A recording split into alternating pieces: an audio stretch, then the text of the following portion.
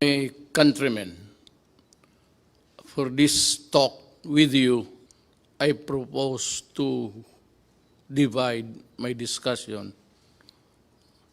The first is I must read the report of the interagency. Kailangan malaman ninyo na ang lahat na ito ay galing ho sa task force na binuo para lang ito sa COVID. But there are things which are not included here or needs to be expounded more thoroughly. Then I will discuss it in the second stage of my talk by just answering the questions that have come to me officially, mga sumbong ng tao through text, and there are about 1,000 really. But we, endeavor to read it so that malaman ng tao kung ano ang nangyayari sa sitwasyon natin ngayon. So, basahin ko yung report ng Interagency Task Force for COVID. I'd like to read it slowly so that everybody is put on notice. There is no room for misinterpretation or maybe a double or what you would call, let me look for the word,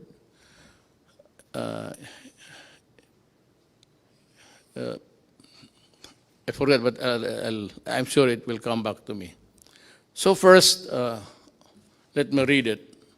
Sabi ko para clear lahat. Galing ito sa task force whose actions would govern the behavior of government, pati ako. Ako tiga, the president, so it goes to me, then it goes down to the critical persons involved here. And it is Secretary of Defense Lorenzana and Secretary Anyo of the DILG. Then also critical as the mga manager sa ating economy, pati yung nag-i-implement sa actual distribution. Binigay ko kay General Bautista. Retired na yan sila lahat, all civilians. But I have to have the critical mind of a military sa itong pera. Pag marami yan, pati ako kaya ko yung intindihin about the economy. But yung implementasyon at pagpaunawa kung paano ito gawin, I have faith in these three guys, and I would like them to proceed in a manner that they were trained to act and think. And that is a military trained mind. Our resources through the Bayanihan Heal as one law has been mobilized, implemented. Yung iba nakatanggap na, yung iba wala pa. So as I go along, try to understand what I'm saying. I am reiterating that our most vulnerable citizens, especially the poorest of the poor, must receive the government's assistance immediately o hindi patayan sa gutom. Alam ko na we cannot just focus or zero in itong the poorest of the poor. It's actually bloom into something ginagamit sa politika, mga politiko na will go for the poorest of the poor. Pero yan talaga ang totoo. marami ang may gusto. I will discuss it when I reach the point raised by Governor Remulla of Cavite, which I think is valid. We'll try to remedy whatever kung may pulot pa tayo sa daan. The economy is not moving, stand still, so wala tayong kita. Ang ginagamit natin, ito na yung nireserba natin na pera. Ang pinagyayabang ko na may pera tayo, it's 300 billion. Mabutit na lang nandyan talaga. Kaya kung hindi, kung minaldas ko yan ng mga project na karamihan naman kukurakot, mas mabuti pa, sabi ko, na itong pera na tinago ni Dominguez, pero may order na tipid ka talaga, tipid tayo. Hindi natin ito pera, tipid. So that's what we do in the cabinet. I am really, alam nila yan, and you can ask all of them. Allergic ako sa paghingi na ng pera ang project ng mga cabinet members. Yung iba, hindi ko talaga pinipirmahan. Ayaw ko lang sabihin, may iba dito involved sa 270 billion. Sabi ko kay Mijaldia, kindly tell the cabinet member that I am not signing his program. Not because I do not trust him, but talagang isali na lang natin sa lahat kasi kukulangin tayo. Tapos yung poorest of the poor, yun namang hindi poorest of the poor, magrereklamo yun kasi sila, yung minsan yung nang umuupa lang ng bahay, kumikita ng buwanan. Yung poorest of the poor, yan yung araw-araw na hindi makakain kung hindi makatrabaho or wala ng trabaho. Ito namang yung tawag natin na sa middle income, yung kanila, nakaupa lang ng bahay na medyo maganda sa subdivision, then may konting pera sila para dideposito nila for the rainy days. Now, what is really very sad is that the rain has arrived. Yung save a penny for a rainy day, dumating sa ating generation. Hindi natin gusto yan. Ayaw kong magkulong ng tao. It gives me nightmares thinking, kaya pumayat. Kasi ako, pag nagising ng gabi, pag umihi ako, hindi ako bumabalik sa kama. Diretso ako sa lounging chair at mag-isip na ako, maabutan ako ng daybreak, magtingin ako sa labas, sa bintana. Paano ko? Sa akin lahat maghiram o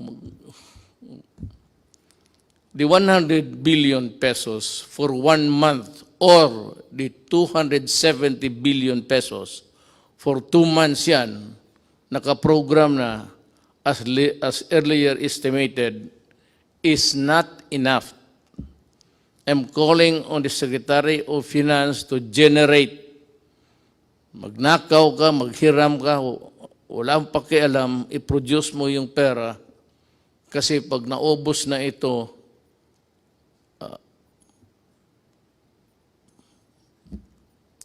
hindi ko malaman. Itong COVID na ito talaga yung tunay na at the start sinabi ko sa inyo. Bantay kayo dito, bantay tayo. Talagang yayarain na itong COVID na to. It might not really cripple a country, but it will, of course,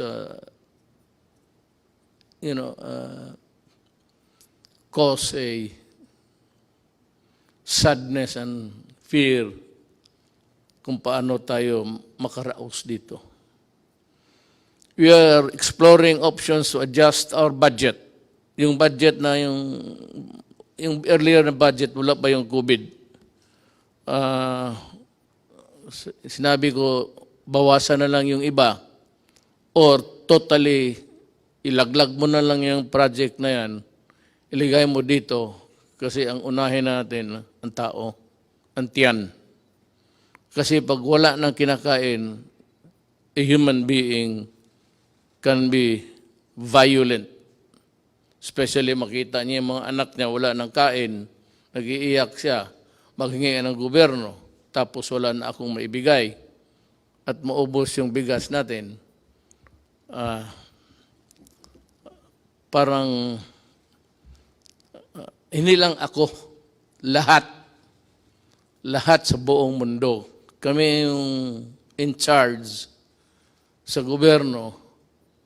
Yun ang problema namin. Problema ko, problema ni Trump, problema ng lahat. Kasi yung economy nila, pareho man tayo lahat. Walang kita. Puro gastos na lang. Wala nang kumikita araw-araw na magbayad ng buwis, magbayad kung ano-ano. That is income for how it would impact on our GDP. Yung GDP is just yung income ng ekonomiya based on the income ng gobyerno. That's what it's all about, actually. So, ang gobyerno kasi cannot print so much money. Hanggang ano lang ang value ng ating economy that is equal to your value, how much money you can print, how many trillion or billions are you allowed. Yan lang economy mo. Hindi mo sabihin na, mas malaki yung iyo kasi mas malaki yung sa Amerika. Sa Amerika naman, may lahat may trabaho. Lahat nagbibili ng eroplano, bala, kasi gusto ng gulo. Ang gulo para kumikita. Well, okay, if you look at it that way, well, they want wars to continue so that they will earn, so that yung bala nila, baril nila, yung mga kanyo nila, mga eroplano nila, bumibili tayo para, kagaya nitong atin ngayon, patayin yung Pilipino kasi nagre-rebelde, nagkikidnap, tapos binababoy yung tao, pinuputulan yung ulo, pati mga sundalo ko. Ganon. So that is how it is.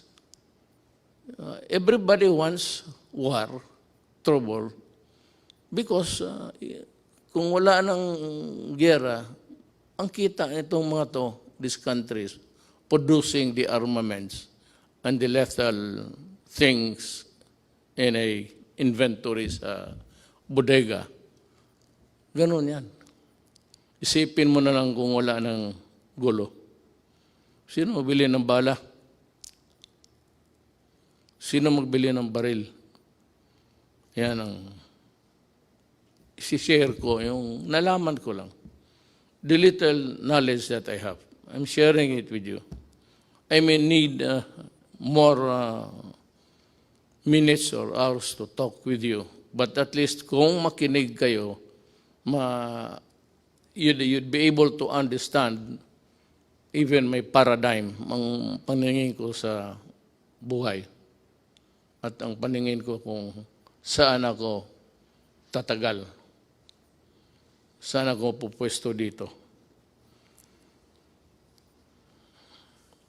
Once again, I am asking the utmost cooperation of the public in these trying times.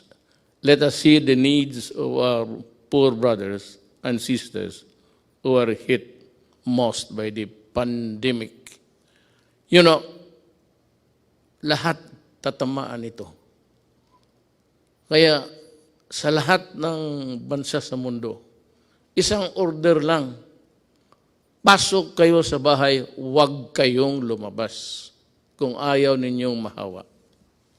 But for those people, Filipinos, who have to, go out to earn a living sa mga palengke, makikita mo naman, nobody's obeying the order. And,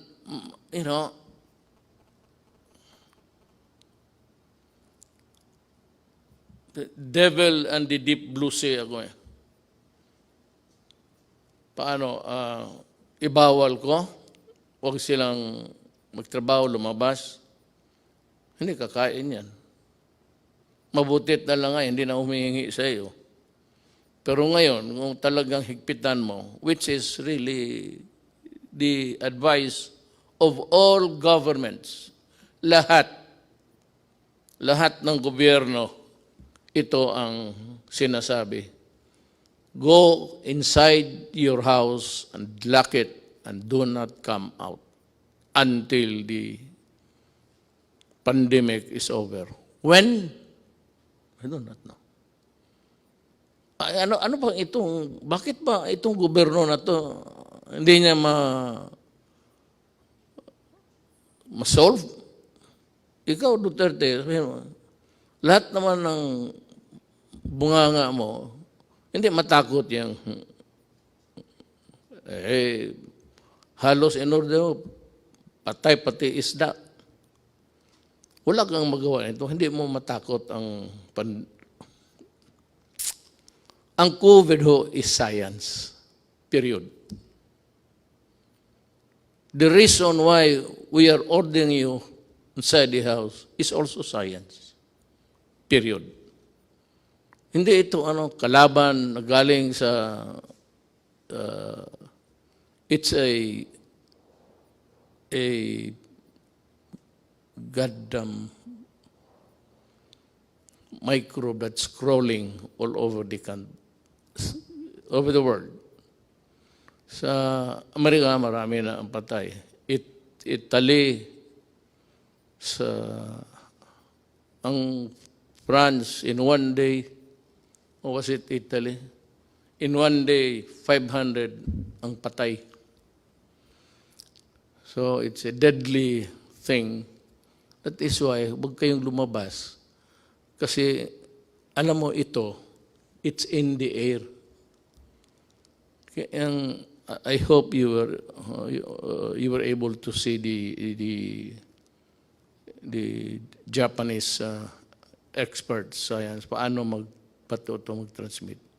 Kung kaharap ka lang ng ganun dito, less than 10 feet away, then I sneeze, mag-atching, mag-ubo ako. Tapos tinignan nila sa infrared, pinatayin lang yung ilaw, tapos tinignan nila at tapos naglagay sila ng dami. Pag makita natin, nakita ko this morning, early, paano lumilipad yung sumasama sa hangin. Kaya mag-mask kayo. Kasi pag nahigop mo yan, it's in the breath. Lahat naman tayo humihinga. Pag nandiyan ka, less than 10 feet, may hangin, dadalhin yung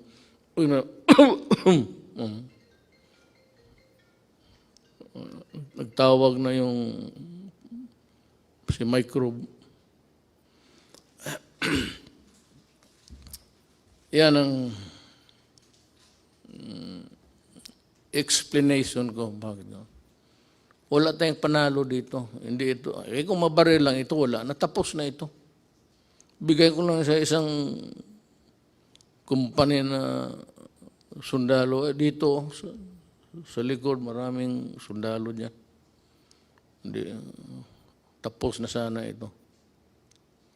Pati sundalo nito. Kaya nakaawa ako sa mga sundalo at mga pulis. I hope that you understand. Kaya that was the reason why. Nagkatotoo ta prophetic. Dinubli ko yung sweldo nila. At maraming pumalag. Teachers and all, bakit inuna ko? Sabi ko, you know, yung mga pulis pati yung military, utusan yan ang buhay ng bayan. Pag may sunog ang pulis, pag may gulo ang military, pwede silang mamatay. Kaya nga ako, umiinit yung ulo ko. Pag sinabi ng mga, pinuputol yung sabi ko, I said I was laying down the predicate. Alam mo yung mga tao talaga, yung mga opisyal, mga former generals pa, ikakat nilang paglumaban at ang buhay ng police or military nasa alanganin, baril kayo at sa ulo mo, kundi aabutan ka. And the classic example was yung sa Caloocan. I think it was about 2 months ago. Right? Or was it last year? Yeah. Nilapitan niya yung adik. May dalang knife. Lumapit ang pulis. Lumapit rin, lumaban. Naunahan pa ang pulis na saksak, patay. Ayaw ninyong maniwala na ang adik sira ang utak para mo tinapakan mo yung sarili mong utak at binalik mo sa ulo mo. Puro ulol yan. Kaya lahat naman ng pumasok dyan, talagang ulol. Kaya magmanaalanganin yung gobyerno. I will not allow na mamatay yung puli o sundalo o civilian tapos mabubuhay itong mga kriminal, mga adik. Ngayon magsabi kayo, COVID ngayon, quarantine, magnegosyo kayo.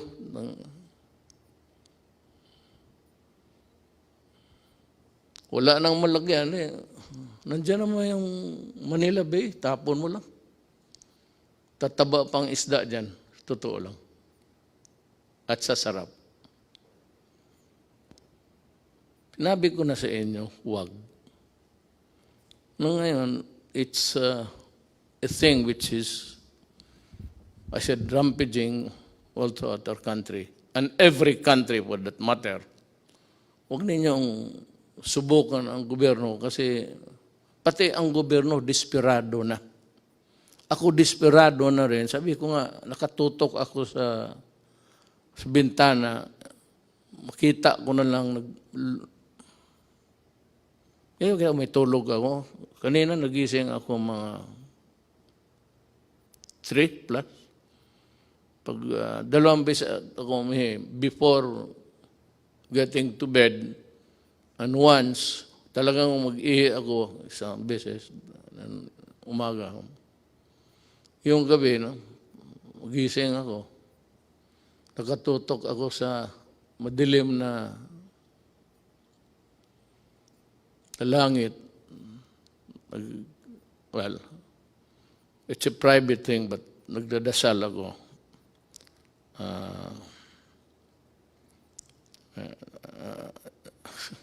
Basta nagdasal ako para sa bayan ko. Kasi yung iba-iba ang Diyos nila eh. My God is the true God. It's only one God. Doon lang ako na, hindi ako nag-ano ng iba. One God lang ako para isang salita lang. Hindi na marami pa akong intermediary. Parang santo, checkpoint yan. Diretso ako. So hindi na ako nagsisimba. At ang Diyos ko is God the Father. He's only one.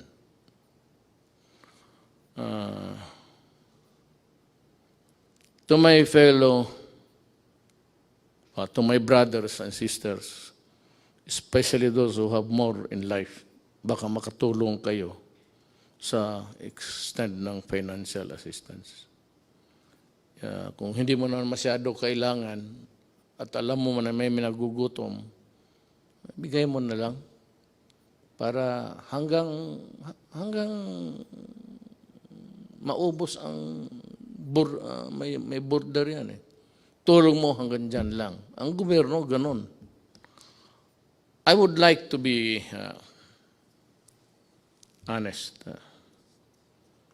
Ang 100 billion pesos per month, 300 yun.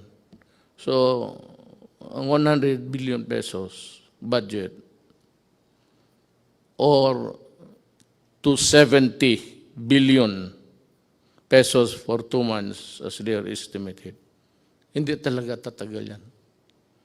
It's like water, spring. Ewan ko itong Pasig River, how long it would. But long after wala na tayo, siguro yung Pasig nandyan pa yan.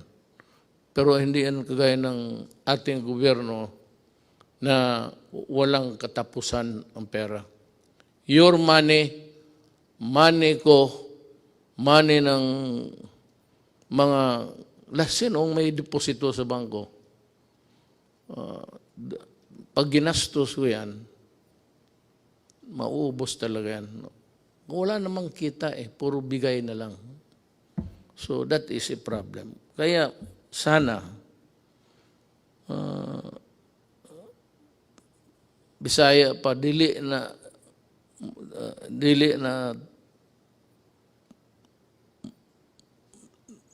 ang tubig mahubas po. Maybe this Pasig would take about 500 years to dry up, but it's not forever. Kaya, ako na, intindihin ninyo ako. Kaya kung may pera lang talaga, hindi ko hawakan yan. It is not my money. Hindi ko naman pwede manakaw. At kung manakaw ko lahat, anong gagawin ko sa pera na yan? Ang edad ko, I just turned 75 last month. With the remaining years, anuhin ko yan. May I ask itong, sige na, corruption, walang, ngayon ang itong mga nagpa-posturing, may sabihin ka, ang sentence mo, pulisya na, ang sabihin lang na, bawal yung magpatay ang pulis. Nasira tuloy kung ano at bakit ka pwedeng patayin. At may bakit na hindi dapat pumatay ang gobyerno, o pulis o military. Nawawala tuloy sila kasi nagle-lecture, bawal yan. Alam mo, kayong mga opisyal o pulis, dumaan man kayo. Tignan natin yung record ninyo. One of these days. Sige nga. Magprangkahan tayo. Ilabas natin lahat. Ilabas mo kung ilan ang pinatay ko. O ilan ang kabit ko. At ilabas ko rin kung ano kayo. At sabi nga, nagpapahiro. Stop it. Kukurnihan ang mga tao niyan. Na may mga salita kaagad kayo, balik ta rin. Yung naman ngayon, hindi pwede yan, dalawa, kasi bawal sa konstitusyon. Hindi nila alam, binabasa ko, batas mismo. Under the Constitution. Yung mga style na gano'n. So what's new? What's new with more than what is new? Ito nakasalasay ang I hope I pronounce it correctly. Nakasalay ang bayan natin sa pag-unawa sa ating isa't isa. Wala naman akong makuha sa inyo. Nagbabayad ako tuloy. Pati ako binabayaran. Daldal kayo ng daldal. Wala naman, alam ninyo, wala namang income. So, sino pinaparinggan ninyo? Sino yung trying to be smart elect. Yan ang nasa gobyerno yung iba. No, do not compete with me because you are not a lawyer and a lot of you, no, you do not know your law. Kapag sabi ko ako, fiscal ako, 8 years ako nagtatrial. Lahat, anong kaso, rape, murder, police, pinatay, police, nagpatay. So, huwag kayong mag-compete kasi may kulang eh. Tapos yung kulang ninyo, I will supply it and then ma-insulto kayo. So next time, look for a valid issue. Kung yung, basta may sinabi ka, lalo na yung favorite na extrajudicial death, lukso ka agad, maraming magsalita. Para lang makasalita. Wala namang ginagawa. At hindi naman nagawa nung nandoon kayo. You know?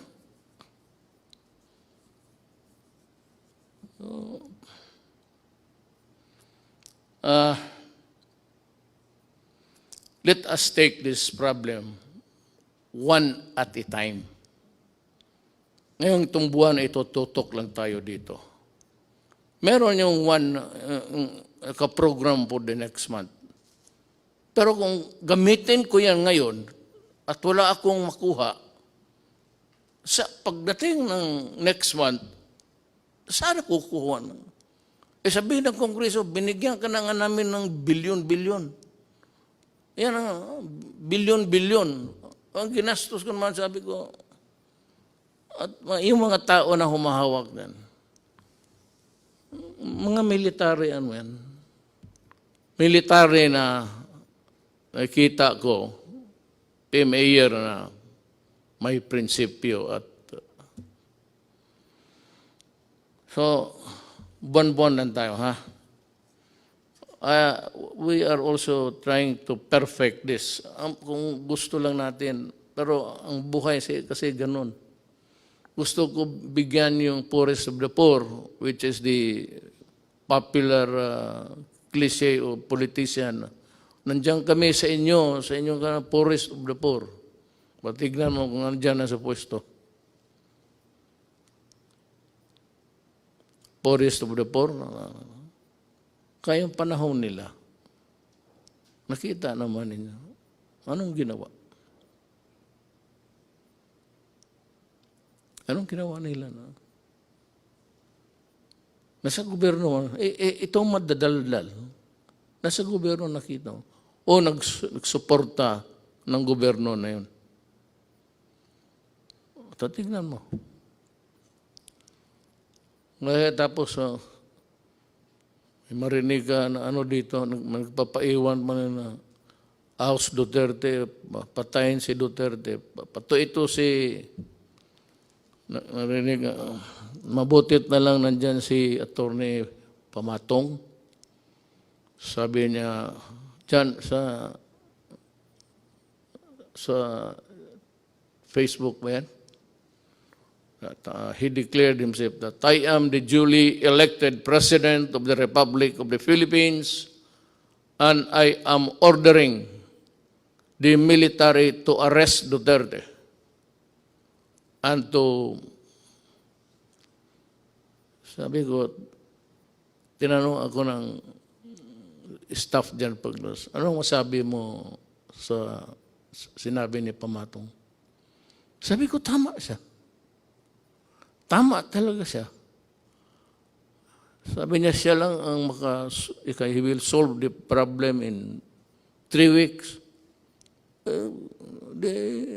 Sabi niya, ang military, kailangan arestuhin because nandito ako ready to solve the pandemic that has struck the entire planet Earth and he will solve the problem.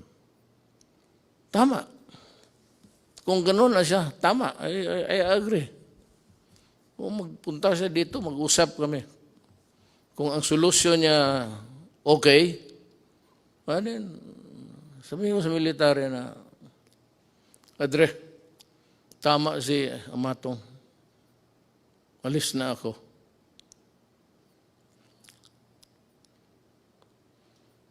yung private sector, kung makatulong lang kayo. Alam mo bakit?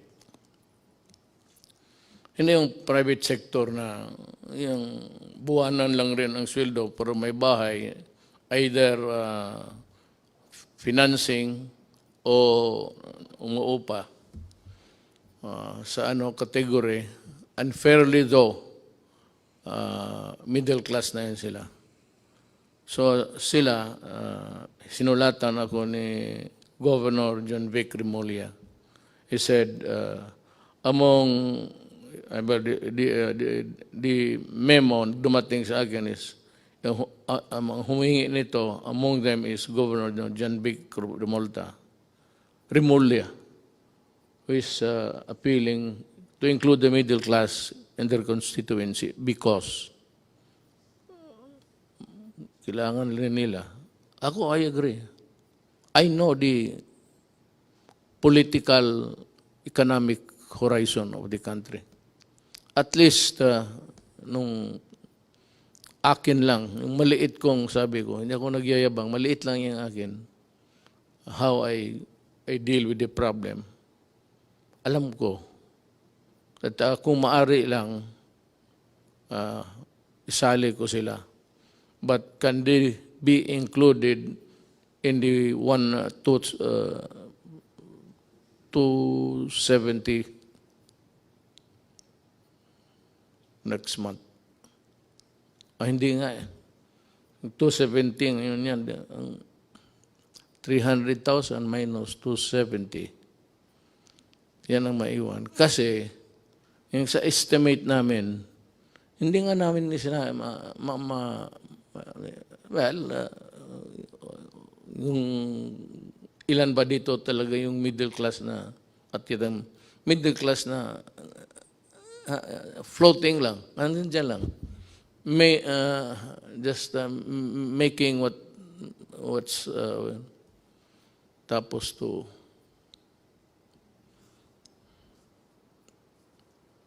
both ends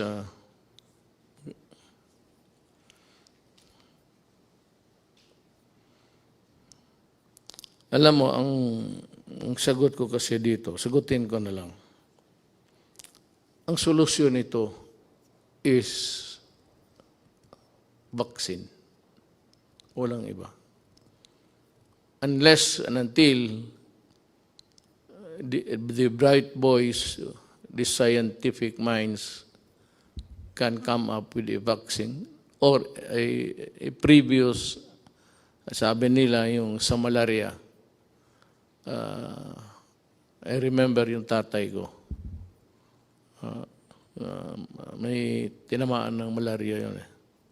Panahon ng gera. Kita ko siya yung mag-shake. Para talagang parang addict. Ano yung anti-malaria, I remember.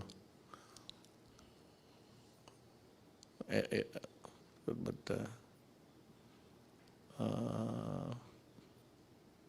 mamaya sabihin ko. Alam mo, there are things, but I will like to, ayaw kong sabihin ko na hindi ko isali yung sa task force. Kasi sila yung mga doktor, sila yung mga economists, sila yung lahat ng tipon-tipon. Tapos experts ng anong field, infectious diseases or whatever. And they are better and to be there to help solve the problem. Tayong mga, ako abogado, wala talaga ako. Wala akong maitulong except gaganuin ko lang kung ano ang mabuti sa bayan na huwag mo baliktad. Pero kasabi nga dito, the resources is not infinite. Infinite is everlasting. It's finite. Finite is hanggang may border lang talaga. So sa buhay na ito, lahat talaga may border, pati ang buhay mo.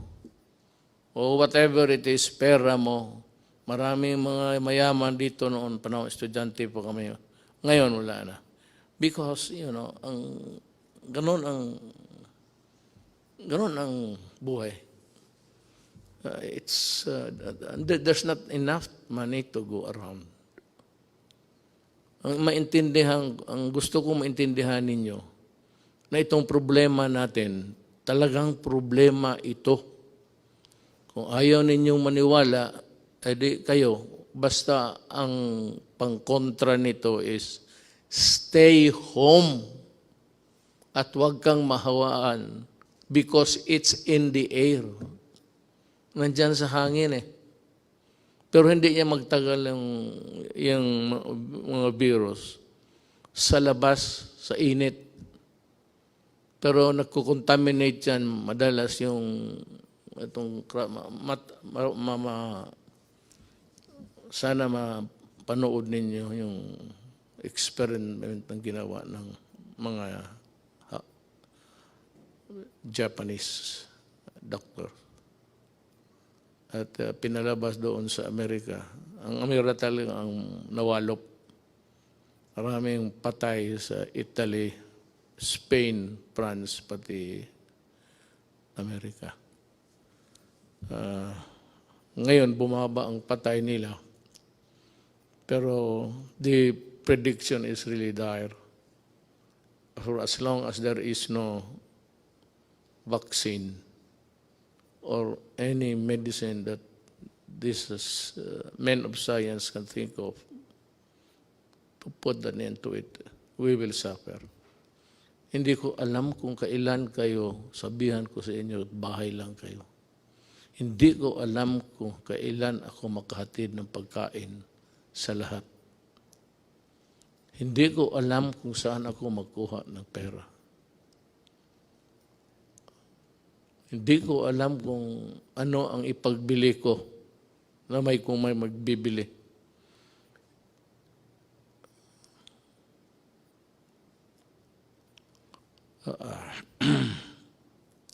So just stay alert. Makinig tayo sa, hindi ito trabaho ng abogado ha. Trabaho ito ng mga medical experts pati men of science. Hindi, kami, I just happened to be here. I just happened to be here. To my chagrin, maybe. Bakit sa panahon ko tumama itong mas matindi ito sa gira. Walang kalaban eh, hindi mo makita. Kaya kita mo pati lahat, pati Taliban, takot sila.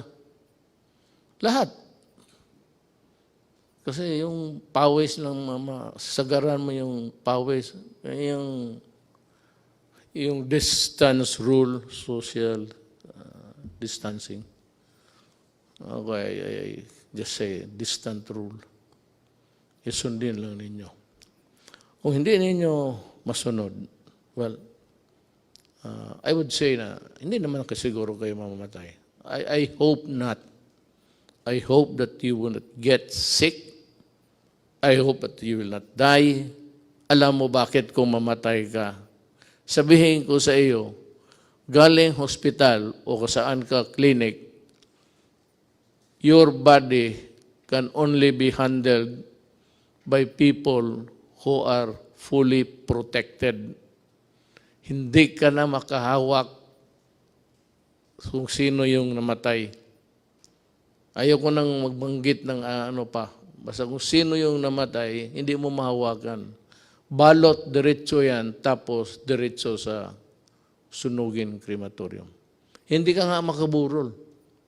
You will not be allowed na magburol ka ng isang tao na matay sa COVID. Sunog talaga yan. Kaagad. Ora mismo. Hindi mo na makita. Makita mo na lang sa malayo na yan, kinakarga ng punerarya, car, funeral vehicle. Pero hindi ka na makalapit. Baski mayaman, oo, mahirap. You will not be allowed to go near touch the whatever it's wala, diretso na. At walang libing yan. Sunog. Kaya I am forced to say this because dapat ninyong what is really at stake. At ano ang, kung hindi kayo magsunod. And as I have explained, it is like yung kadena de amor. Habang may driver mo o magpunta siya sa utusan mo, mahigop niya, bumalik siya sa kotse mo, magsakay yung anak mo, ikaw, makuha mo. Hindi na siya kailangan mag-atching-atching pa. Yung breath niya, yung ginawa niya, nasa kotse, yun. O anak mo, payagan mo, mag-socialize, mag-inuman, tapos may yung isa, may tama pala, kasi ang tatay niya galing sa tapos isang kwarto, hindi niya alam na delikado yung enclose, mabuti pa buksan, mag-aircon ka, buksan mo. Ano ko lang yan, kasi yan man sinabi ng Hapon. Ganun ang interpretation ko. Ngayon, kailan matapos ito, Duterte, ang paghirap mo sa amin? Hindi po. Handa po akong, sabi ko, kung totoo yung pinapahirapan ko yung Pilipino, anytime po, sabihin ni Amatong bababa na ako, at sinabi ng military, totoo yan, subukan niya itong 3 weeks. Okay. Wala ko naman akong dyan para makatipid tayo sa bagay, wala nang burol yan. Hindi yan yung patay mo na tatay, nanay, anak, asawa, na iburol na mag-iyak ka, maraming bisita. Hindi mo nga makita hanggang distansya ka lang. Hindi ka maglapit. Parang robot yung dyan lahat sila lang pwedeng humawak, sila lang pwedeng magpasok doon sa burner ng katawan. Sila lang. Ikaw, tingin ka sa malayo. Yan ang consequence ng COVID. Ayaw kong sabihin yan. Pag yan ang totoo. At kung maniwala kayo o hindi, kung ayaw mong maniwala, di magpakamatay ka, makita mo kung saan ka dalhin at papaano ka. You are not even buried. You are, because you are a dirty carcass, patay, you must be destroyed by burning. Dahil sa COVID, the one single sa atin, COVID. Lahat yan. Yung problema natin sa COVID. Ang anong solusyon? Huwag kang mahawa. Paano po? Huwag kang lumabas ng bahay. Paano ang kain namin? Maghanap ka ng paraan. Pero mag-ano ka lang, basta may mask ka lang. Kaya sinasabi, ako hindi, yung mask na, hindi naman ako magsasalita dito na parang gangster. Paano ko sabihin sa inyo, ito mo itong to. Matapang daw raw, kaya niya yung COVID. Magipag-usap sa atin. Hindi, risgo ko na yan.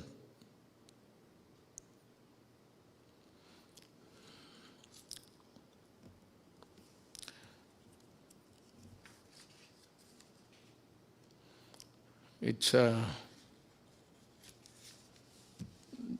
this being the Holy Week, I am calling on the nation to come together this Holy Wednesday afternoon and pay tribute to the indomitable spirit of the Filipino and unite in one prayer to God to fight our common enemy.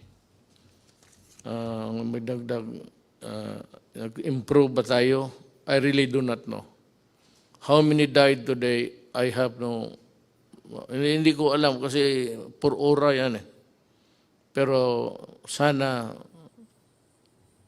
well, ang ano lang nito, God is the only one who can really solve the problem for us. Ang tulong ba sa inyo ay sapat, kayong poorest of the poor, at kayong, I would say you have to consider us also as poor because yung deposito namin, yung aming pera, may border rin ito, ang bulsa. Hanggang dyan lang ako. Kaya na-discuss ko sa inyo. Pero kung pagkain, may makain ba tayo? Bigas, I will try. I will try. Maghanap ako paano ang paraan. The greatest danger dito is doon tayo bumibili sa kanila. Ayoko lang sabihin I do not want to mention the country. But kung sabihin nila, alam mo, sabihin ko magbili pa ako kasi maubos na. Sabihin nila na, sorry, ito, hindi namin alam kung gaano katagal to. Mag-i-reserva lang namin. Maya na pagkatapos sa COVID, pwede kang pabilihan ito. So, kailangan ng categorical statement from me, coming from the Interagency Task Force. Ang lockdown, wala talagang solution. Pero kung ayaw ninyong maniwala, take the risk. May mga tao rin talaga, alam mo sa totoo lang, I'd want to be, hindi ako nagbabastos ng tao. And just trying to explain to, sinishare ko nga sa inyo kung ano ko yung nakuha sa buhay, na pag-aralan ko sa buhay. Not necessarily sa eskwelahan. Alam mo, kung magdating ito, talagang maging crisis, hawa dito, hawa doon. Yung SARS, hindi nagtagal, tinignan ko, maraming namatay sa iba. Pero dito, wala masyado. Ang sabi ko lang, I am not posturing a position here. Baka talagang mali ako. At ito namang depensyent to look for a yung statement na dangling para makapagsalita ang bunganga. Hindi ko, I am not, pero baka yung init something to do with it. I hope, that's just my prayer. There are a lot of people also coming up with that kind of thinking that maybe yung weather, climate, temperate zones, tropical, init, makatulong. So yan ang hiningi ko sa inyo, yung panawagan ko. Be patient at intindihin ninyo kami sa gobyerno. We would appreciate it. Yung ano lang, mag-intindi lang, patient, huwag kayong masyado. Total, kung sabihin ko na talaga na wala na akong magawa, then magplano ka na kung anong gusto mong gawin. When the resources are all exhausted, and the pandemic would claim millions of lives. I hope really, and I pray that it will not. Pero kung ganon, wala na akong magawa. So, malapit na. Ilang buwan lang ang reserba natin. Ako handa akong ipagbili yung buong Dewey Boulevard sa gustong mag-reclaim. Bigyan niyo ako ng bigas. I-approve ko yung, kasi hindi ako pumayag na mag-reclaim because reclamation sa Manila Bay would trap is environmentally mag-collapse ang Manila. Tapos there will be I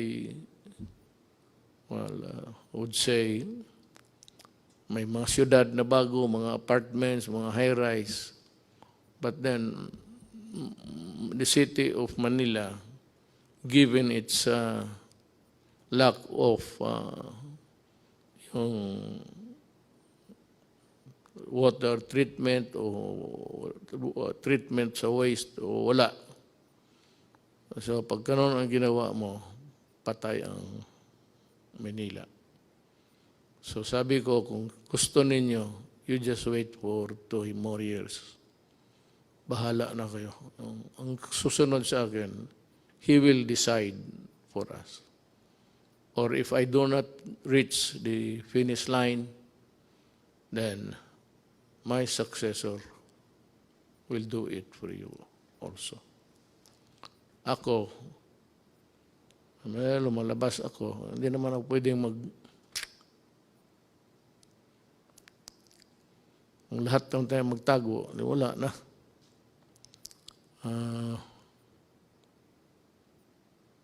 I have also to magsusugal rin ako. If you really want to know, we have discussed it actually even before this. We are inclined to extend the lockdown up to April 30.